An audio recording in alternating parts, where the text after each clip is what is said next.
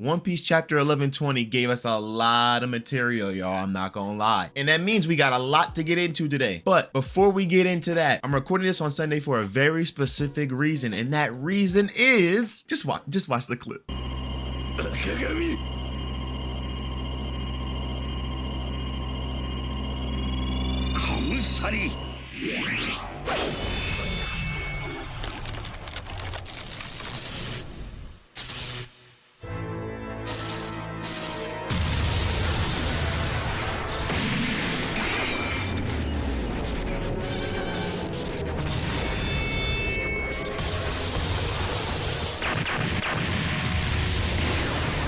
Oh my goodness.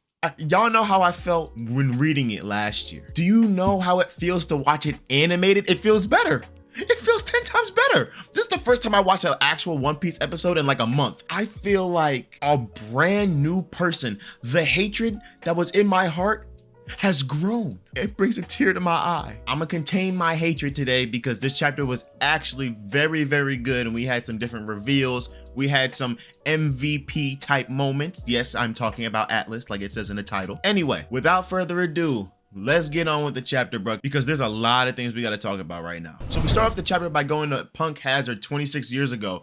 And I love seeing Punk Hazard like in its prime before all the Aokiji and the Akainu business, because it actually looks really beautiful to me, I'm not gonna lie. And for all my Star Wars fans, doesn't it kind of look like a futuristic Naboo? To me it looks like that, but hey, I might be wrong. But anyway, we're not here for that. We're here in Punk Hazard because 26 years ago, Clover asked Vegapunk to work on the Void Century with him and to find out the secrets of the world. And of course, Vegapunk is a government scientist, so he obviously can't give Clover any type of data without getting beamed down. But Clover, being the stubborn man that he is, keeps pleading with him like, bro, please, listen, I'm almost there. Vegapunk's like, yo, chill out, man. They know exactly what you're doing and where you are at all times. You've been arrested like 5,000 times, man. Just chill out on all that. Right now, they're allowing you to live right now, but don't press any buttons or you're cooked. And I'm not getting into that mess, so yeah, back up. And then Clover tells a story about his brother who was raised with the D name. And then all of a sudden I go, oh, ain't no way.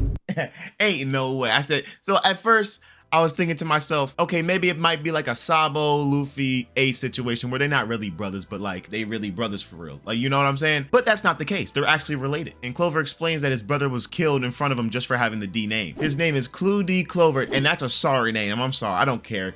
That name is Booty Cheeks. It's butt, okay? I don't care. Anyway, he starts getting worked up like, how can anybody get died just for having this name? It's not my fault. I have the name. And Vegapunk, after hearing all of that, just walks off. But he remembers the conversation. Even though he says he'll forget what was just said, he remembers the conversation with Clover. And he specifically remembers the words that Clover last said to him, which was, the voices of the past will be heard someday. And even though Vegapunk is trying to act like an asshole, he remembers those words running through his mind when Clover eventually dies and he hears about the O'Hara incident. And Vegapunk's like, oh damn, they was really willing to die for this cause. And before I move on, get Caesar Clown ugly ass off the screen. Like, I'm sorry, I hate him so much, bro. Like, oh my gosh, bro.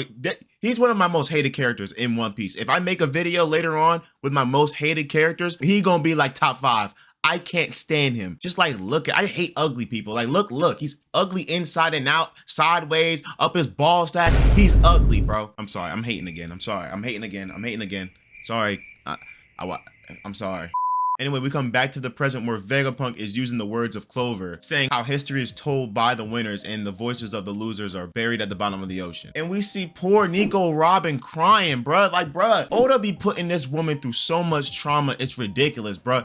Every arc, she be crying. Yeah, I'm trying to see my girl happy for once. She over there just bawling her eyes out every time because y'all keep bringing up the most traumatic experience of her life. Anyway, I put a smile on my face when I seen this because guess what? We see Roanoa Zoro, man, my GOAT. He taking the mantle of the captain while Luffy's not there. That's big second captain right there. That's my guy. That's my GOAT. Yes, sir. Clap it up for him. Yes, sir. Yes, sir. Yes, sir. Hey, I'm happy, man. It put a smile on my face, man. He's not even being real second captain, yo. I just want him to be, you know. Can I not big up my favorite character, please? Thank you. Golly, bro. I know y'all gonna be in the comments trying to flame me. That's not really what happened. Bro, please. Can I have a moment? Thank you. But anyway, they're on the ship and Nostro is still trying to stop them from getting away for obvious reasons. And my MVP, Atlas, comes to save the day. There's a reason why the title is named Atlas. Bro, Atlas, we love you. We love you around these parts. But before she does anything to Nostro, she beat the hell out of Lilith. I ain't gonna lie. Like, and it's for good reason, obviously. It's so York can't track Lilith so they can get away, while Atlas can, you know, stay back and hopefully fend off Nostro and any other threats coming to Straw Hats so they can get away. After Atlas knocks the hell out of Lilith and Zoro carries Lilith inside the ship, the Straw Hats get ready to coup to burst out of there, and Atlas stays back to hold off Nostro. She ain't gonna beat him because I already saw an arm flying off, but she gonna do what she can for them to get away in time. But anyway, we jump back to Luffy and the Iron Giant, and they have like I guess a connection. It's not really a connection because it's really one-sided. The Giant like, yo, Joy Boy, please, bro, like, come on, bro, please notice me. Like, I get to see you again. Like, you don't remember me? I know it's been 1,000 years, but you don't remember me? And Luffy like, oh, you talking to me? He not talking to y'all. He not talking to you. He not talking to you. And while the Iron Giant is telling Luffy that I'm gonna defend you, Joy Boy, from the Gorosei, we hear Vegapunk still talking in the back. Like, there's so many things going on right now, but he's saying like it would be foolish of people to only hear one side of the war going on for 900 years. And we see that the Iron Giant and Luffy are using the voice of all things because nobody else can hear the Iron Giant but Luffy, which I mean makes sense. But I just want to know like is there anybody else that can use it? Because I know obviously it's Momonosuke, Odin, Roger, Luffy, the Iron Giant. And if I'm missing anybody else, I'm sorry, but that's the people I know off the top of my head. But I want to know if there's anybody else in the world that can use it right now. And then we get some awesome panel of the robot fighting that ugly ass worm. It's feeling good right now. Everything's feeling good, feeling right. And that robot getting his ass beat. Oh my goodness. I'm not gonna lie, he's getting his ass beat. He got heart, but that's all he got. All that rust on the metal, he getting cooked right now. I'm not gonna lie to you. But then we see Saturn say, stop the transmission. But he jumps. And I'm like, what are you doing? You gonna attack him from behind? That's kind of lame, Saturn. Instead, he got this obsession with Kuma and Bonnie, bro. Back up, man. Golly, bro. Bro, you cannot be 8,000 years old, obsessed with a 12-year-old and a dude that's 30, bro. They both are children to you. Go drink your prune juice and your Cheerios, old ass man. Damn. But we are able to see later, besides all the Saturn stuff in the Luffy down there, we go back up to the Sunny where we see that the Straw Hats are able to escape with the help of the MVP Atlas, man. Atlas, listen, you the real MVP. And although it obviously doesn't kill Nostro, that boy side of his face is cooked. I'm so happy at Atlas, man. Yo, Atlas, you a real dog. Like we really appreciate you around these parts. I hope you know that. And then I know I saw on Twitter people talking about the Goldie Roger thing. Listen, the people in the One Piece universe didn't know Roger's real name.